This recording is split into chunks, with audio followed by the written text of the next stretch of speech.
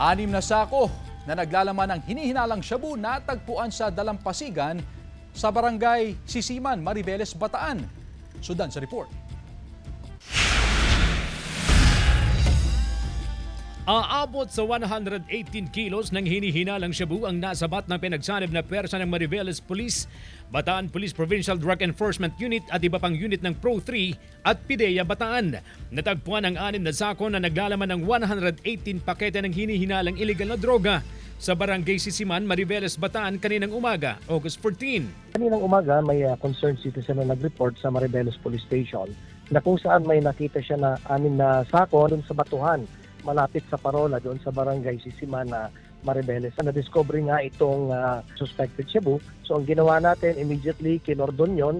Tinatayang nasa 802.4 million pesos ang halaga ng hinihinalang illegal na droga. Ayon sa PNP, maaaring konektado ang mga ito sa mga naunang shabu na narecover sa mga shoreline ng gitnang Luzon.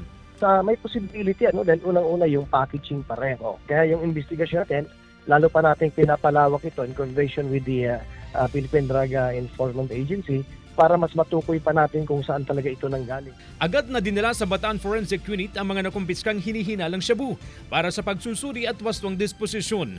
Patuloy ang investigasyon ng mga otoridad para matukoy kung sino ang may-ari at kung saan ang pinagmulan ng mga ito. CJ Torida, One North, Central Luzon.